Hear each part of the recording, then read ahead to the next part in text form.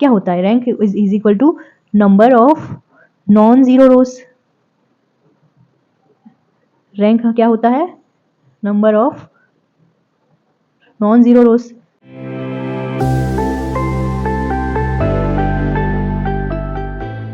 नमस्कार दोस्तों, आप सभी का मेरे चैनल में स्वागत है। आज हम मैथमेटिक्स के कुछ क्वेश्चन सॉल्व करेंगे, तो चलिए शुरू करते हैं। कंसीडर मैट्रिक्स ए, ये मैट्रिक्स दी गई है और हमें x दिया गया है ये। तो हमें पूछा गया है कि the number of distinct real values of k for which the equation this has infinity many solution. तो k की कितनी वैल्यू के लिए ये इक्वेशन हमें मैनी सॉल्यूशंस देगा। तो हमें यहाँ ax इज इक्वल टू 0 दिया गया है, दैट इम्प्लाइज हमें होमोजीनियस इक्वेशन दी गई है और पूछा गया है कि इनफाइनाइट सॉल्यूशन होंगे।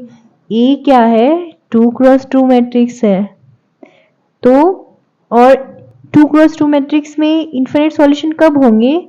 जब उसका रैंक लेस देन 2 होगा। तो ऑब्वियस है कि एक रो 0 होएगी, तभी रैंक लेस देन 2 होगा।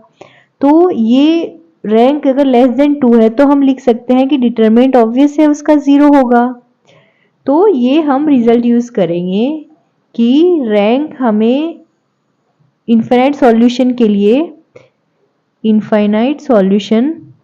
के लिए हम बोल सकते हैं रैंक लेस देन 2 होगा और that will imply determinant of A will be equal to 0। तो हम ढूंढते हैं determinant of A. Determinant of A 0 ढूंढेंगे तो वो हमें क्या देगा? के की वैल्यूज वो हमें देगा।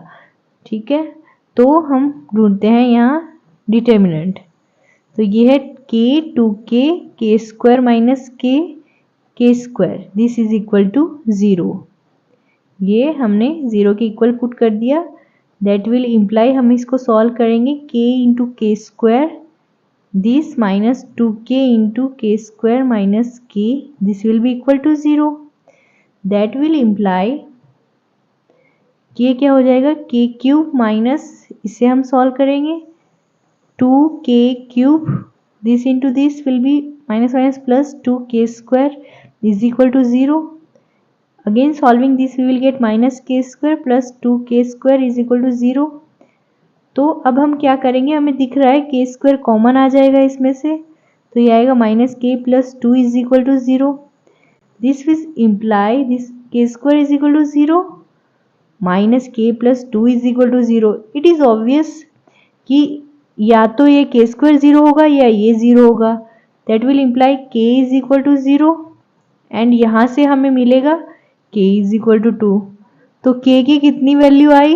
2 वैल्यू आई।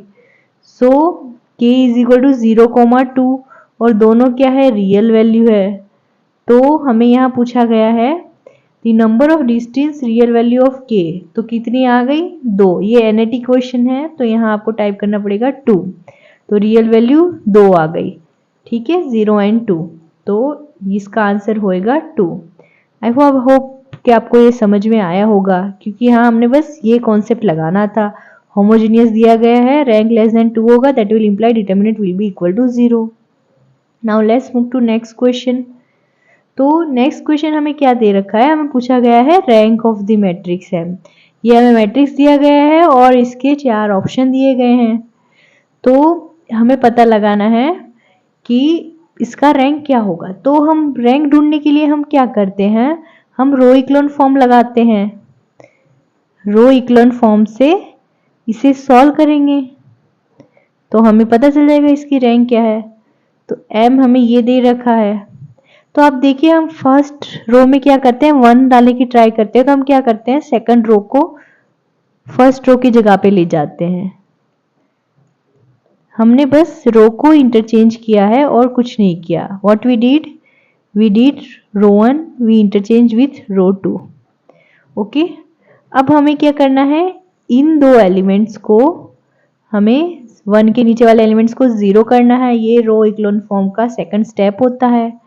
तो हम इसको 0 करेंगे तो हम क्या करेंगे? यहाँ पे क्या मल्टीप्लाई होगा? R2 will be R2 minus 5 times R1, ये ऑपरेशन लगेगा, और R3 will be R3 minus 3 times R1, ये दो हम ऑपरेशन लगाएंगे। तो ये आएगा, पहली रो तो एज इट इज रहेगी, फिर R2 minus 5 into R1, so 5 minus 5 into this will be 0, this will be 10 minus 5 times R1 will be 10, ये 10 minus 5 into 2 it will be 0, similarly 3 minus 3 into 1 0, 6 minus 3 into 0 will be 6, here 6 minus 3 into 2 will be 0. Now further solving, अब देखिए, अब हमें ये इस term के नीचे तो ये दोनों जीरो आ गए, ठीक है, ये आर कॉलम 1 का काम खत्म हो गया, अब यहाँ बारी है। ओके, तो हम क्या करेंगे, पहले तो इसको 1 बनाएंगे, तो हम डिवाइड बाय क्या करेंगे, R2 implies R2 divide by 10, इसको 10 से डिवाइड कर देंगे, तो ये आएगा 1 0 2 0, it will be divide by 10, it will be 1, 0 divide by 10 is 0 0 6 0। अब क्या करना है, अब हमें R ये कॉलम 2 के नीचे की टर्म को 0 करना है, तो that will imply R3 is equal to R3 minus 6 times R1 R2। Okay, ये रो ऑपरेशन हम लगाएंगे, तो हमारा वैल्यू आएगा, पहली रो तो as it is, second will be also as it is, third में क्या होगा, R3 minus 6 times R2, so it will be 0, 6 minus 6 into 1 it will be 0 and this will be 0।